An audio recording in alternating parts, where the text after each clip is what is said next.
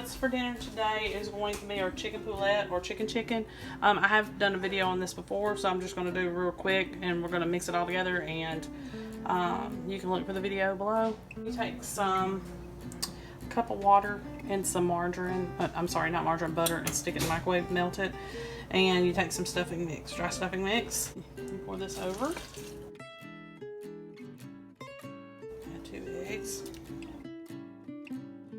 Some broth, 2 cups of broth.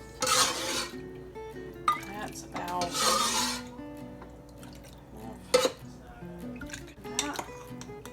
okay. Stir that, set it aside. It's already cooked and everything. I chopped it up, but you can shred it, chop it, whatever. I'm not gonna put green onions in this, but I'm gonna add some onion powder. About a teaspoon should do it. We need to add our mayo.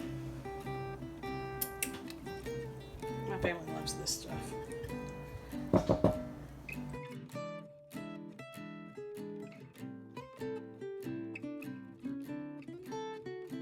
Your bacon dish.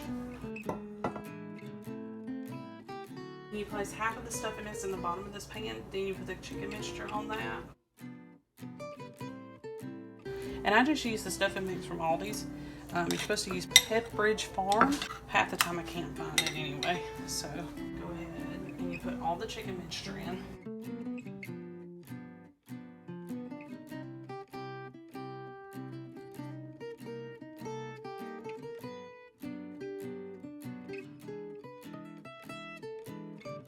Maybe a little bit of salt. I do not put much in there.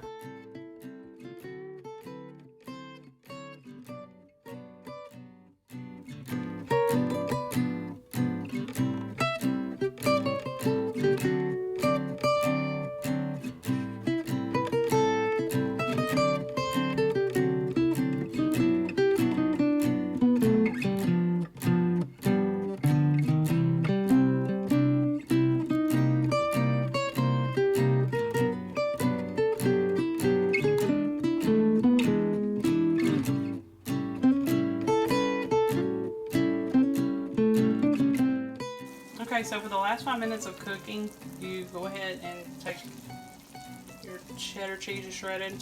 It's about a cup's worth. Spread it on there, stick it back in the oven, let it melt, and then you can serve. Sometimes we have breakfast for dinner, and this is my biscuits and gravy casserole. It's a really good breakfast casserole, or you can have it any time of the day. It's really yummy. Okay, see you tomorrow. Hey y'all, here's another what's for dinner this week. We had spaghetti. We just used several, like 2 pounds of pasta and about 1 pound of hamburger meat, and not the smallest jar of ragu, but maybe the medium or even the large. And we mix it all together, and that makes actually enough for at least 2 meals, maybe 3. Okay, see you tomorrow. Okay, y'all, this was done in the crock pot. It's chicken and potatoes. I will be listing the recipe later. Quick and easy.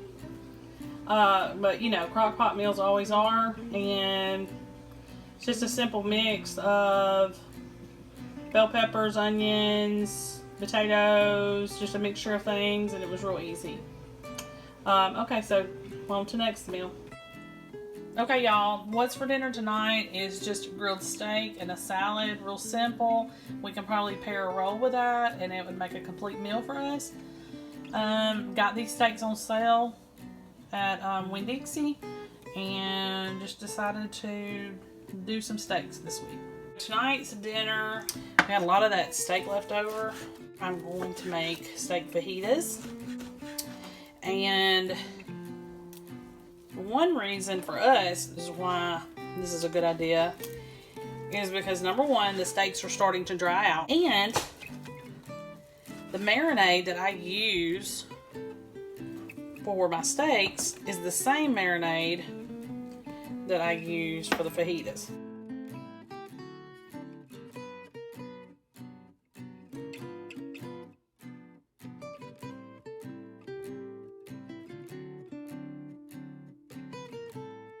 I go ahead and try to trim off as much of the fat as I can. And you can leave them in big pieces like this, like that, or you can cut them down into strips like this. To me, the strips are better because it'll go further, and also because it'll just fit in the tortilla better. Also, I don't cut myself. Now, these are New York strip, but I've done it with chuck steak as well.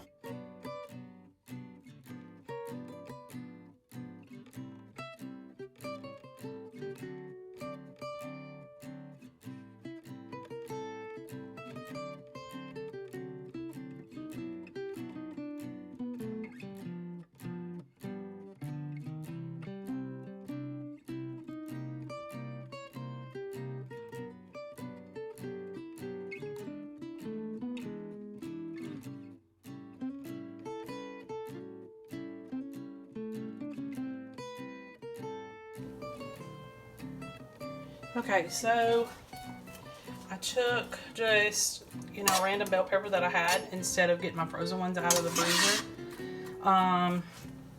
And it's an orange one, but you can use really any color. I know green is probably the more traditional. And I had a little bit of an onion. So I'm gonna saute this in a little bit of butter and a little bit of olive oil, because I don't want it too buttery. That'll be our vegetables. Usually what I do is I take the marinade and put it on the vegetables too. But like in this case, with it being leftovers, I didn't do that because, well, I don't have any marinade. So this will have to work for my guys that like the vegetables with their fajita. The vegetables all cooked. But like I said, if I had some marinade left over, I would put a little bit in here. I think I showed you that before in a video. So, but didn't have it this time, so I would just put a little bit of olive oil, just a tiny smidge, and a couple tablespoons of butter, just to kind of flavor it just a little bit. Alright, let me get these assembled.